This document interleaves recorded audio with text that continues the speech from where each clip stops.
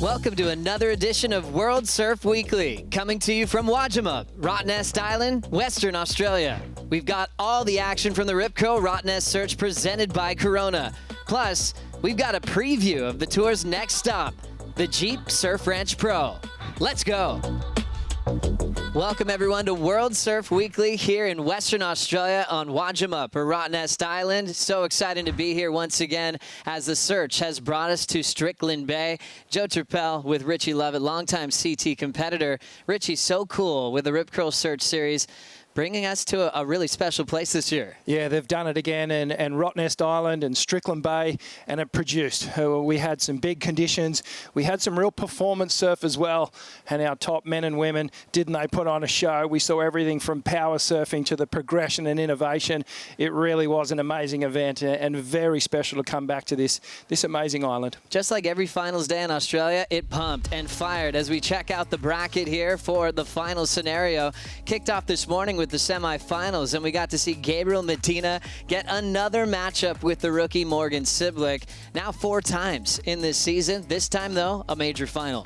Yeah, and well, Morgan was with him for the most part of the final, but Gabriel was the one who found 2 good waves, and we know it's your best 2, it's not your best ones. Well, have a look at the surfing here of Gabriel Medina, just hammering these left-handers here.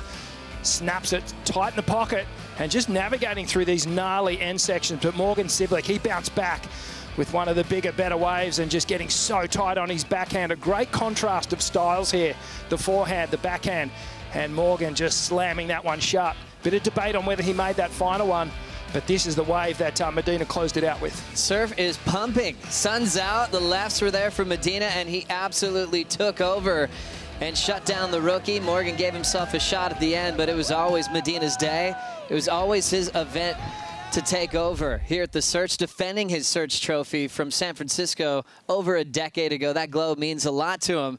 Let's hear what Medina had to say right after the win. Oh, so happy, man.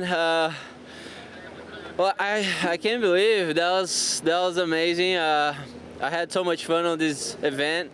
And yeah, it's been my best year so far, you know. I'm so happy. A bit speechless there's Gabriel Medina as he took another win and just taking on a short finals day. I think he was going, wait, yeah, I just did that again, and he loves the Search trophy. He's going to be tough to beat. I'm very confident to say that he'll be #1 heading into the Rip Curl WSL finals this September. Yeah, I'm backing you. I'm not going to go against that one, Joey. He's just so solid in that #1 position. And when you look at the events to come, obviously Surf Ranch next, he is so strong at that event. He's had a success there. But, well, Italo, you've got to think that he's going to be in that final 5 as well.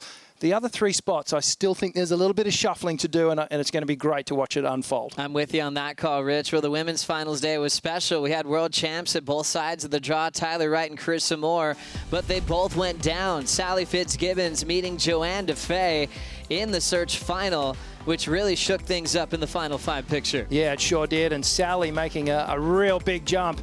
And she was strong from the opening heat of this event. She looked great on her backhand, really tapping into the conditions from her hometown in Jiroa there, and tapping into the power of Strickland Bay. She looked unstoppable most of the event. She sure did, especially finals day. She said she cracked the code, no matter if it was small and running rights for air sections or big, powerful lefts.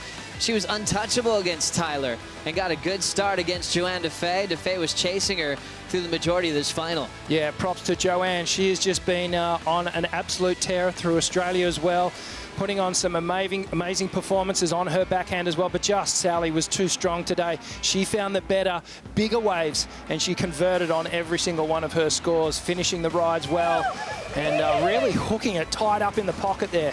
And that was her specialty today. It was cool to see one of the surfers with the most momentum end up achieving the title. That barrel she had the other day was unbelievable. And then her timing on the finish, she knew how to hit it early to survive that section, which would bottom out time and time again. This is what Sally had to say after that big win. Oh, that's extra special, you know, because especially, you know, I grew up watching the ones, and they're usually on lefts too, so I don't get that much opportunity to use my strength on my backside surfing, so that's what made it like extra special. I showed up and I was like, you beauty, we got some lefts, and trusted in that, and yeah, we may not ever come back here. It may be one of those things that, yeah, just a milestone to come and win a search. The fan of the Search series is Sally Fitzgibbons. She talked about her experience watching them. She competed in them in 2009 in Portugal, 2010 in Puerto Rico. She had to wait a very long time for the Search to come back, and she is the champ. And she might remain that way if we never come back. Well, she might just remain that way. Who knows whether we'll come back here. And that's the beauty of the Search, is that you never really know where we're going next, you know, until they announced it. And props to Rip Curl for putting on such an amazing event and really sticking with that strategy. As we look at the final series and on the rankings with the final 5 scenario, Carissa Moore, strong place in #1 in the world. Sally goes all the way to 2nd. Remember, she was outside the final 5 in the lead up to this event.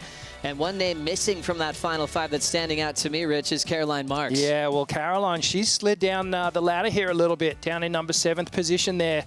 But that final 5 looking really strong now. And Sally, she's going to be feeling comfortable about getting into that into the top 5 here. #2, she's looking good, and I rate her at the Surf Ranch as well. I think she'll do well there. Couple of vulnerable positions there. Steph Gilmore dropping 2 spots after finaling at Margaret River. Tati drops 1, but Caroline, the most dramatic, dropping few spots down to #7, and she'll have some pressure on her heading into the Surf Ranch. Yeah, well, on the women's there, anything can happen sort of from 3rd all the way down to 7th. But look at this, the top 2 positions on the men's. Gabriel Medina, he is solid as a rock there. Italo Ferreira, he's up there with the points as well. And then from 3rd down, things get a little dodgy. There could be some shifting around here, which is exciting for us spectators, because that's what we want. We want a seesawing battle all the way to the end. Well, as we saw on finals day, it was a semi-final clash once again for Italo and Gabriel Medina. Remember the year before when we decided title at Pipeline? It was Italo and Medina. They had a battle as well at Pipe again this year. Gabe got him there. Italo got him at Newcastle. Is this a little bit of a preview of what we're going to see at the Rip Curl WSL Finals with Italo and Medina going head-to-head? Well, it could be, but there's a whole bunch of surfers that are going to have something to say about that as well. But have a look at this form here. And Gabriel, he was in attack mode from the opening siren this morning in his semi-final. Look how just tight in the pocket. He's just jamming these turns with so much power, coming square off the bottom. And, well, Italo loving this turn here, showing a bit of face and rail work as well. We know that he loves the air game.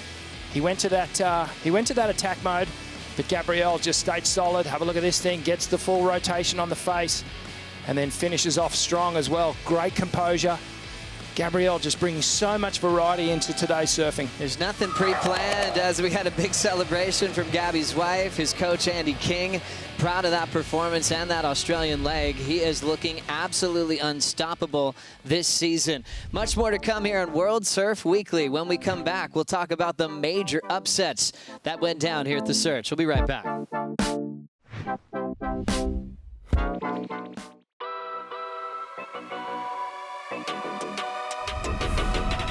Welcome back to World Surf Weekly. I'm Joe Turpel with Richie Lovett, a long way from home at Manly Beach, Rich, here at Strickland Bay on Rottnest. We talk about the favorites to win, but it was really cool to see some of the underdogs really perform at this event. Yeah, well, it was crunch time for some of the competitors on the tour with requalification as we get past the halfway mark. And then we had a couple of wild cards that came in and upset some of the bigger names as well. How about this wild card from Japan, who committed to the charter flight a long time ago, not realizing she had a shot. Well, here at the Search event, she took it and ran with it when she upset Courtney Conlog, basically on the last wave of the matchup. Yeah, well, Courtney in Western Australia, you would think she is going to go all the way through to the final series.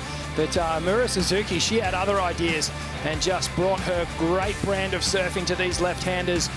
A nice compact approach.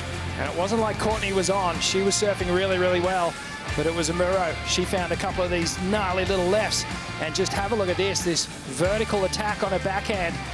And really controlled approach there. And a big upset. We all thought Courtney was going to do really well. And she got sent packing. When Courtney had the lead throughout this entire heat, you get comfortable with that narrative. You're going, okay, Courtney's on. There we go. Big combinations. And it definitely had that wild card surprise when the scorecard coming in. Everyone's like, wait, let's see this replay. Amuro is so smooth. And if she's unfazed in situations like that, she's going to go a long way. Yeah, well, like you said, she did the hard yards, coming on the charter flight, doing all the events, and she didn't really know whether she was going to be competing. So big props to her for actually just showing up when the time came. Well, we know how crucial it is to get wins, especially when you haven't been winning this year. Nikki Van Dijk was in a must-win situation for requalification. Steph Gilmore knows she wants to be in the Final Five. Nikki absolutely shredded in this heat. Well, Nikki bounced back. She had a real disappointing start to the event, and she fought her way back. It was quite an emotional loss. But, you know, she just dug deep and realized that this is a critical moment in her career and a critical moment in this year. And just to come up against Stephanie Gilmore, you know, it's a big ask. And she did so well. She found a couple of nice right-handers. Steph fought back. But Nikki, well, she stayed strong and brought that nice rail game, that smooth flowing style that she had, and she got the upset win. It was huge for Nikki. She's had a tough time with Steph in her career, and I mean for Steph, she's had such a consistent streak in quarterfinals. That was her first time losing before the quarters since France in 2019. Yeah, and you know, we always just think that, you know, Steph's going to be in the final because she is that good and she's been that dominant for the last several years. But great to see Nikki come up and sort of knock her off a perch a little bit in this one because she really does need the result. They're great friends, no love lost though. More underdog stories. How about this wild card from Burley? First wild card in a CT turns it into a semi-final. Well, that's some kind of special result, and it's this sort of surfing here that saw Liam O'Brien go so deep in this event on his forehand, on his backhand, just lightning fast. And I think this was his heat against Philippe, and he basically, you know, he made Philippe, he matched him in the speed department, which was great. And then on these left-handers, just flaring off the top as well. He's a quiet kid, but he believes in himself. It's like that quiet confidence that he brings to the main stage, and maybe seeing his good friends that he traveled with on a QS, McGillivray and Siblick, having success, maybe that felt like, hey, I could do it too. Yeah, he's an unassuming guy, really mellow on land, but put him in a heat and he's not going to give you an inch, you know, and I think inspired definitely by Morgan and Maddie there, and it's only a matter of time. It's going to be a year or two, and we're going to see Liam O'Brien on the tour, on the championship tour for sure. And we're also hearing that he's creating some rivalries already as a wild card. And if people are getting heated against you, that's probably the biggest compliment for a wild card, to create some energy like that. Well, you know that you're starting to unsettle people already, you know, and he did cop a bit of a spray from one of the more established veterans, but, you know, you got to take that in your stride and just look at that as a positive. Well, we're already moving on here from Western Australia. Up next, we're going to break down the next stop on tour, the Jeep Surf Ranch Pro. We'll be right back.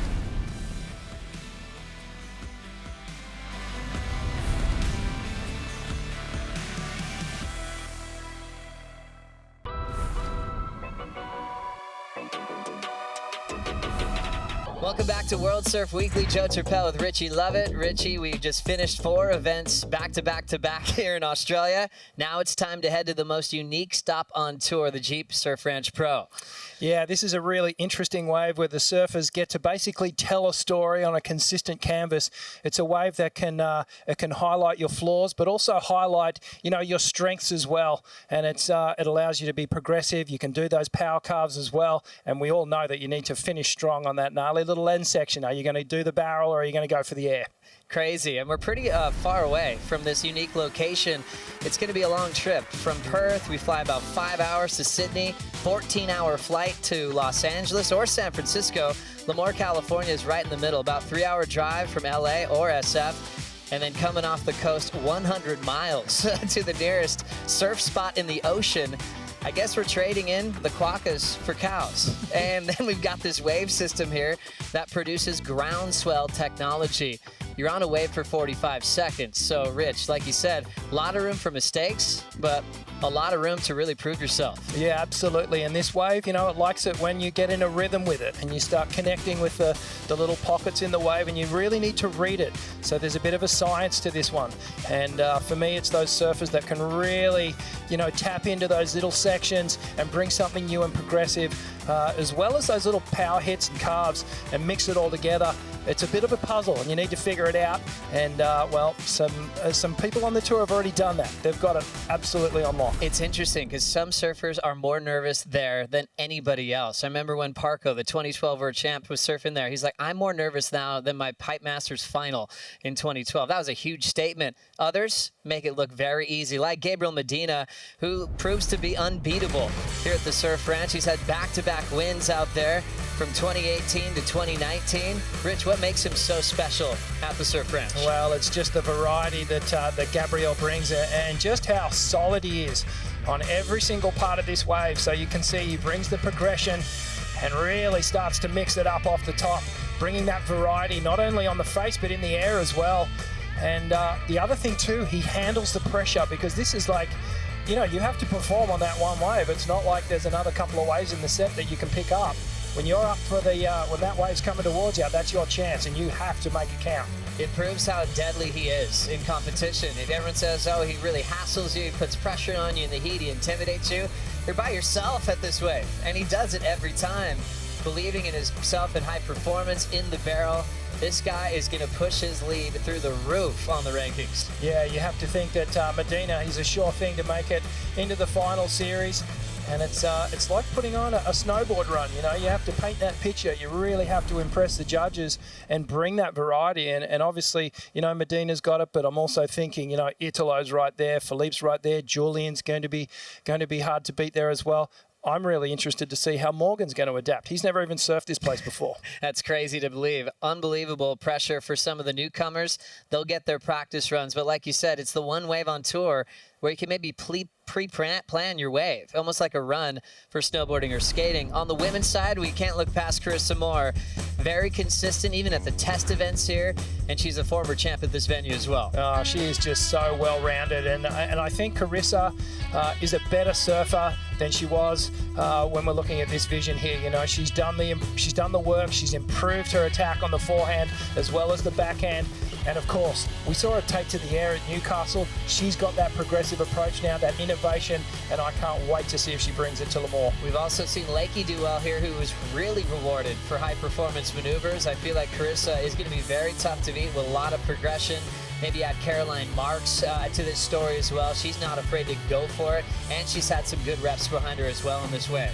Yeah, and again, let's not go past the wild card here. Isabella Nichols, she's new to the tour, she's new to the pool, and she's really into the whole engineering of this place as well. So she's going to be really focused on her performance. Looking forward to heading to California for the next stop. The Jeep Surf Ranch Pro kicks off June 18th through the 20th.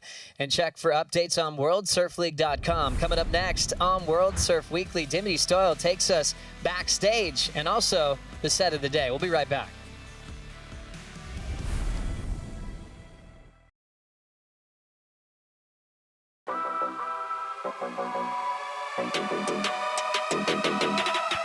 You're watching World Surf Weekly. Joe Turpel with Richie Lovett. Rich, this island is incredible. What do you love about it? Oh, it's amazing, mate. We're getting everywhere on push bikes, and it's a really beautiful and unique island.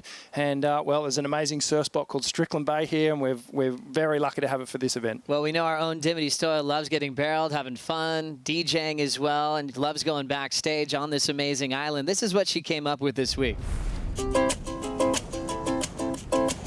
How's island life?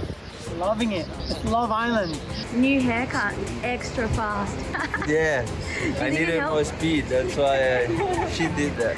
Scorpion in the bag. Scorpion. Gotta go to my backup board now. Wait, don't rip it. Don't like. Oh, it's in the board cover. Let me grab it. Oh, I think it's crazy. Does anyone have a kid in the cup? Oh my god. Look at that. Get up. That's a West Oz ghetto special. Just came back to wave. It's a hard push. She's second, 2.6, you need a Dimity, I love you. How good is she? She's amazing. Oh, it's the best. Well, that gets us all set up for the set of the day. Let's get involved here. Coming in at number 5 on the set of the day.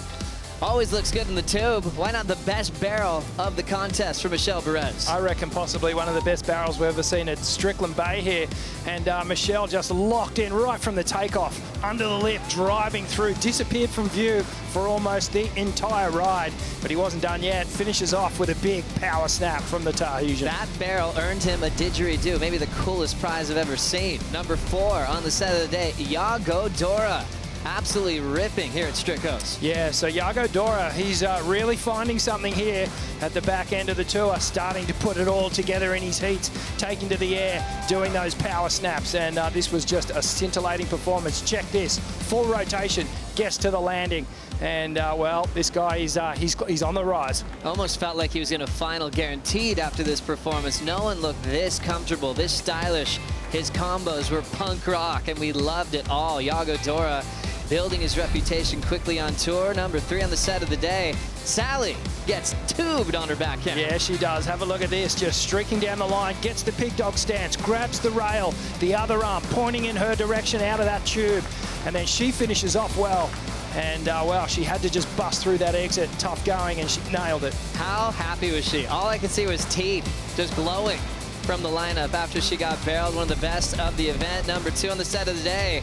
How good is this guy? Gabriel Medina, another big win. Wow, he is just on some kind of roll in this point in his career, just bringing some of the best surfing. So dominant, so consistent, ticking all the boxes. Speed, progression, power, innovation. This guy has it all, and he is really just, well, turning the tour on its head at the moment. He just knows how to adapt as well. Sometimes it just comes down to power moves, big turns in the pocket, picking the right waves. Enjoyed that share, defending his search title from San Francisco. That was all the way back in 2011.